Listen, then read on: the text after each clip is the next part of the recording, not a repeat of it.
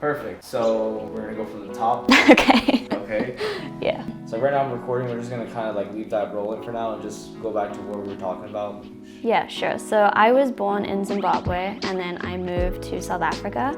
So I grew up in Africa, born and bred from there. I went to college in the US and I was working 40 plus hours a week, graduated with my degree in health science and my minor is in psychology. During that same time, I actually got my certification for being an EMT as well. So very tumultuous early 20s that I had. It was chaotic between going to school, working, studying, being an immigrant and all the layers that comes with that as well. Because obviously just being from South Africa, you kind of have to think about like visas and immigration and paperwork, and all of that takes a really long time to do. And I was really just trying to figure out how I could combine my love for physical health as well as mental health into one career that would be viable. And it wasn't until my last capstone course in school that I was introduced to health coaching, and it really, really appealed to me because of how many aspects of health actually coexist within health coaching. So I went ahead and got my certification in that, started my own business, and here we are today.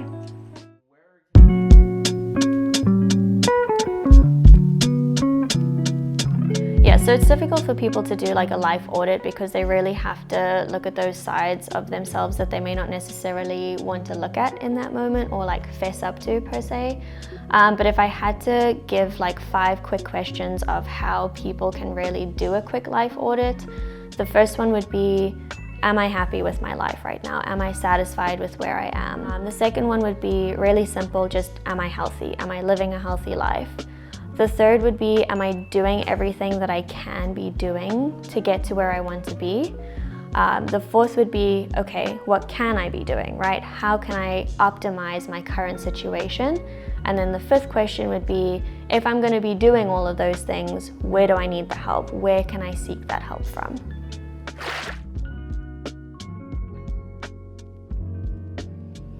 So I really, really like this question. The day and age that we live in, right? It's nuts, it's absolutely crazy. When you think about the pace that life is moving at, or just social media that we just spoke about, right? And then also just the massive influx of like polarizing information that people have to deal with. It's really hard to take a minute sometimes and just like think. So what I really like about the mindset shift of changing, I have to do X, I have to do Y, I have to go and get groceries, and just tweaking it and saying I get to, it's almost like taking that power back in a sense, because you're shifting it from a sense of like obligation to more of a privilege to be doing what you are doing. How vital is it for someone to see physical proof of success? So like seeing physical proof of success is important.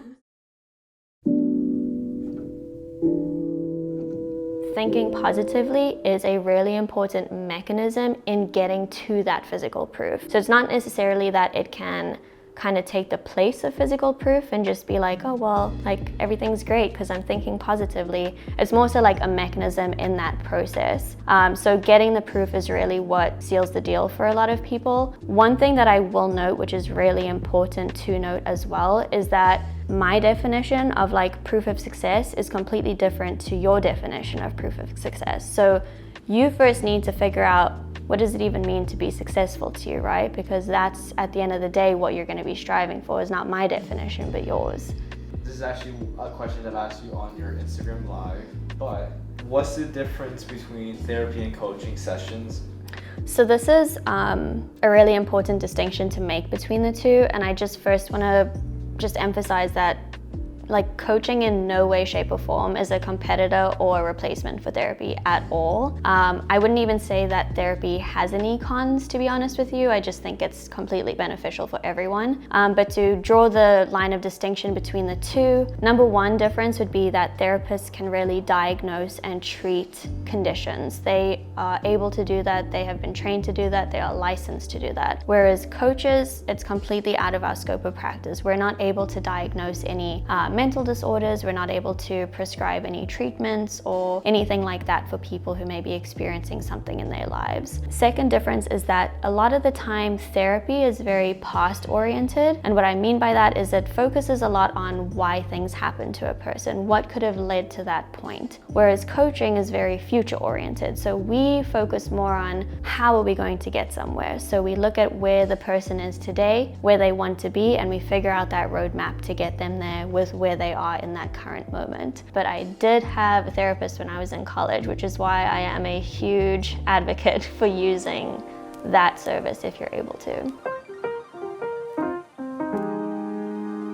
So this is a great question as well, and I think a lot of people nowadays struggle with being empathetic. Where I would start personally is just figuring out what are the barriers that you're experiencing to being empathetic. So is it that you are judging the person in that moment, or you have some sort of prejudice towards them? Is it that you are maybe just like not really understanding why they're that angry in that moment, or like that sad or that anxious? You just don't get it, right? Maybe you're just blaming them for their circumstance and thinking like, well, you kind of got yourself into this mess, you know, you got to figure it out, so you're having a hard time being empathetic that way. So first figuring out like what exactly is that roadblock. Once you do that, I would then have a really objective look at the situation.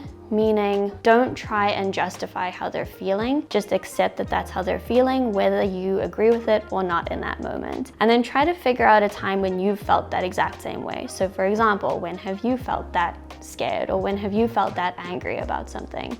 Again, like whether or not you agree with it or disagree with it in that moment, just connecting to something inside of you that has happened before and brought up that same emotion can often break down those barriers to being empathetic. So it's like meeting the person where they're at. Yeah, that's exactly what it is. Like literally, if you were to break down what feeling empathy is to someone, it's meeting that person where they're at without any sort of prejudice about how you think they should be feeling in that moment.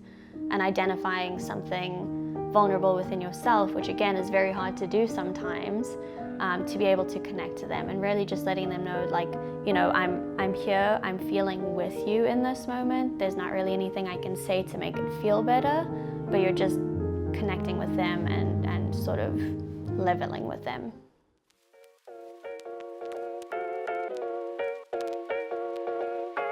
So right now, I'm really focused on nourishing my body. So what I mean by that is just focusing more on the nutrients that I'm consuming as opposed to like hitting my macros for the day.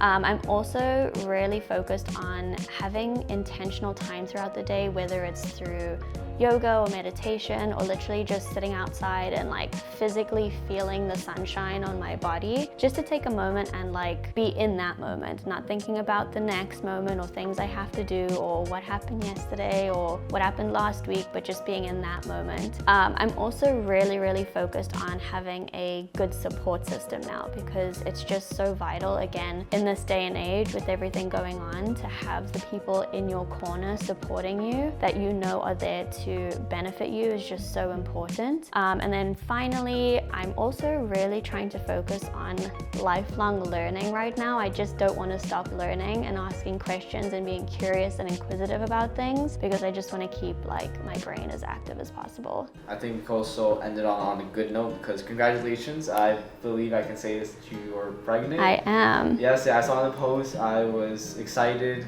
So do you feel like betting yourself as a pregnant woman motivates you to be a better coach?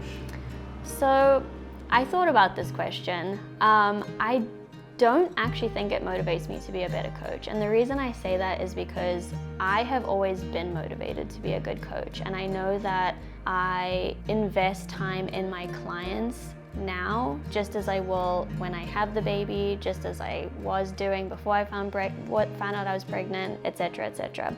So I don't think it motivates me necessarily to be a better coach, but I do think it motivates me to be a better person, because I am now going to have this person who is following me around and just sponging up everything that I am doing. So I want to be very conscious about how I move through the world and the message that I put out there, how I treat people, how I behave, the way I speak, because that's ultimately going to be her first impression of the world, and I want her to be able to really sponge that up as early on as possible so that she can really continue through her life, you know, portraying that as well. So at some point we're not going to see you at the gym no more. It's just going to be Mark. Yeah, it's just gonna be him. Not for long though. Not for long. Hey, so we'll see you back there. Of course, still push yourself. Thank you. This is Kalsie. You mind just waving at the camera for the thumbnail? Awesome. All right. Thank you.